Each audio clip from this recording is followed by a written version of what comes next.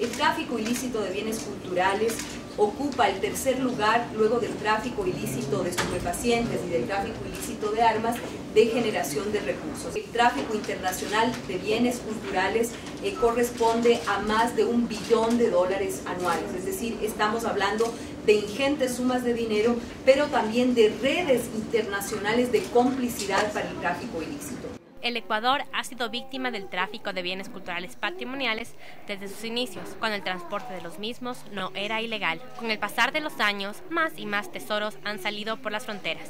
Esto se empezó a combatir en 1970 con la Convención de la UNESCO contra el tráfico de bienes patrimoniales y la creación de diferentes instrumentos legales a nivel nacional. Pero el tema no fue tomado en serio hasta la desaparición de un objeto sumamente importante para la memoria colectiva. En el año 2008, el presidente de la República firmó un documento que curiosamente nace de un delito patrimonial. El decreto de emergencia del año 2008, bueno, diciembre del año 2007, fue firmado luego del robo de la custodia de Riobamba.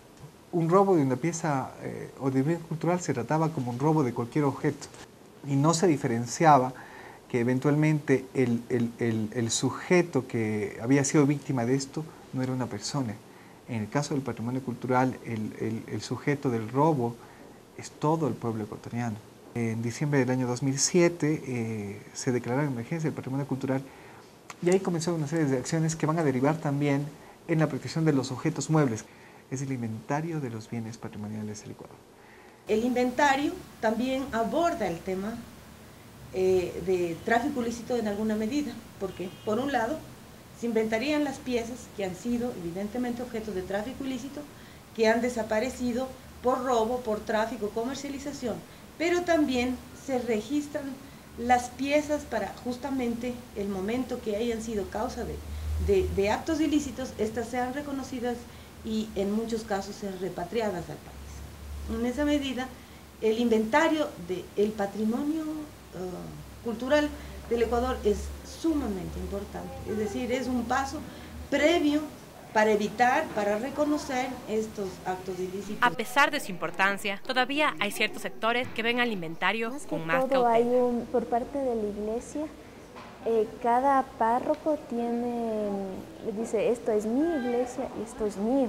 Entonces, por ejemplo, ellos no tienen lo que es aquí inventariado en el INPC, una debilidad, por ende a nosotros se nos ha hecho muy difícil el buscar algún bien patrimonial religioso. ¿Por qué? Porque no existen fotos, no existen medidas y es un celo bastante fuerte que tiene la iglesia, entonces es más complicado. En Interpol únicamente se ponen las imágenes que tienen fotos, las arqueologías, sean textiles, sean pinturas con fotos. Las que no tienen fotos ya es más complicado. La comercialización de objetos arqueológicos ha sido ilegal desde los 70, pero esto no siempre ha sido respetado. En un momento histórico se creía que lo mejor era que se institucionalice el huaquerismo o se institucionalice, por ejemplo, el saqueo de bienes patrimoniales de esos territorios culturales originarios. Eso sucedió en los años 30, en los 40, en los 50, hasta los años 80, incluso hasta los mismos años 90. Banco Central en su tiempo también bajo una óptica y un enfoque distinto, intentando cumplir una labor que en ese contexto se encontraba adecuada, también comenzó a institucionalizar el huaquerismo que decimos, ¿no? O sea, hubo un momento histórico en que se compraba piezas arqueológicas a pseudo arqueólogos, investigadores o a huaqueros. Entonces, la mayor parte de colecciones que tuvo el Banco Central fueron colecciones nacidos y destrozando sitios arqueológicos reales. Los sitios arqueológicos siguen siendo explotados de manera ilegal. El comercio de piezas continúa. Hay que concebir lo siguiente, no puede existir comercio lícito de bienes arqueológicos. La legislación y la ley no posibilita de que exista actos de comercio de objetos arqueológicos. Lo que sí posibilita es que exista actos de comercio de bienes patrimoniales no arqueológicos. Ha sucedido, en la práctica sigue sucediendo a nivel nacional, pero ese es un tema que todavía tiene que ser controlado por las diferentes autoridades, en este caso incluso policiales, pero debe ser también por la propia ciudadanía. Eso sí es bastante difícil de controlar, por ejemplo, Mercado Libre. que ahí la gente se esconde tras, obviamente, un computador y existe bastante anonimato, ¿no? Eso sí ya es bastante complicado, pero sin embargo sí también se está viendo cómo se controla, si hemos tenido casos investigativos. La policía patrimonial hace lo que puede. El patrimonio es sumamente vulnerable. Yo creo que los que más en peligro se encuentran son los bienes culturales arqueológicos, que están dentro de los bienes muebles. En la medida de que al ser móviles, al poder ser trasladados, también pueden ser sujetos de aprehensión, de robo, eventualmente, de tráfico ilícito, de traspaso de bienes y de comercio ilícito. Atahualpa es un pequeño pueblo ubicado a 30 minutos de Pedernales en la provincia de Manabí. En el pueblo y en sus alrededores es fácil encontrar vestigios de las culturas Valdivia y Jamacoaque, quienes habitaron el lugar hace miles de años. Por esta razón, el pueblo ha sido víctima de los huaqueros, excavadores ilegales y traficantes de patrimonio, quienes, durante años, han obtenido altas cantidades de dinero por la venta del patrimonio ecuatoriano. Aquí pues han saqueado, ha habido mucho saqueo, demasiado, pero aún así hay bastante. Una de las personas que se dedicó a esta labor es nuestro entrevistado, quien ha pedido permanecer en el anonimato. Él y su esposa nos cuentan su historia como vendedores de arqueología y nos muestran fotografías de algunas de las piezas que vendieron, en su mayoría a extranjeros. Mi propiedad, donde yo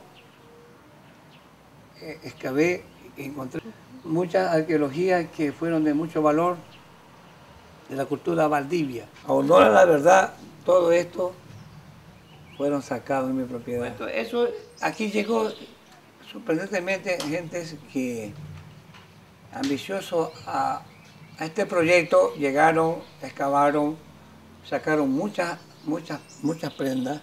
Aquí tuvieron bastante gente interesada en este programa, que son los franceses. Tenían esta iniciativa de comprar estas arqueologías. O sea, parece que los franceses, ellos tenían interés nomás en adquirir las piezas, pero jamás hubo un interés por la comunidad de ellos, por colaborar algo en la comunidad o servir a la comunidad. Ellos lo que querían es llevarse nomás la arqueología y nada más. Eso era, o sea, por eso dejamos de que nadie ya escarbara, porque todo era suspendimos todo, porque todo era el cambio. En el 98 suspendí todo. Y nosotros en realidad...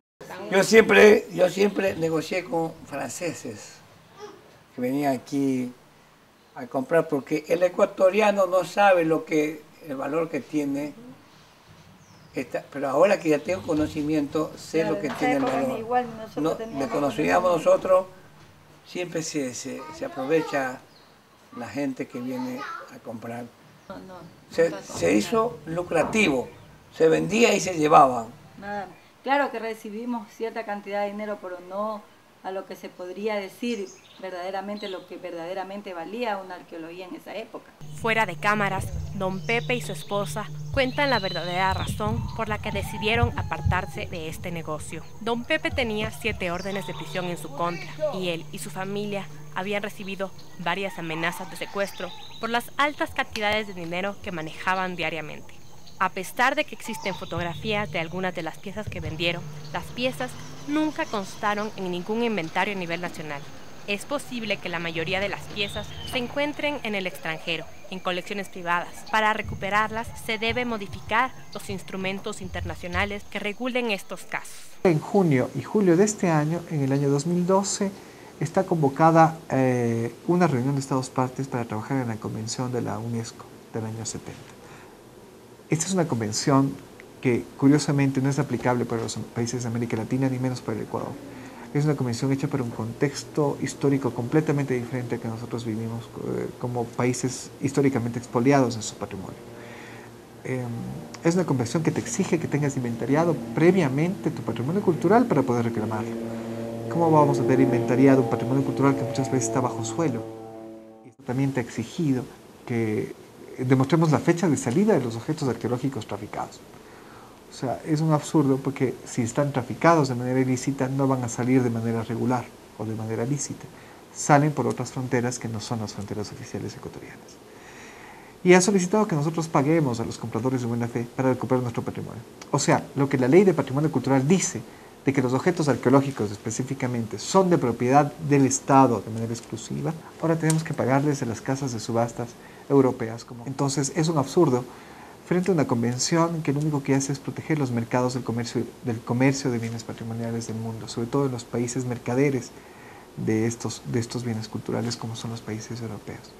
Ecuador tiene una firmeza importante de proscribir esa convención y de solicitar de manera internacional su reformulación para su plena eficacia dentro del ámbito internacional para la recuperación de los bienes culturales.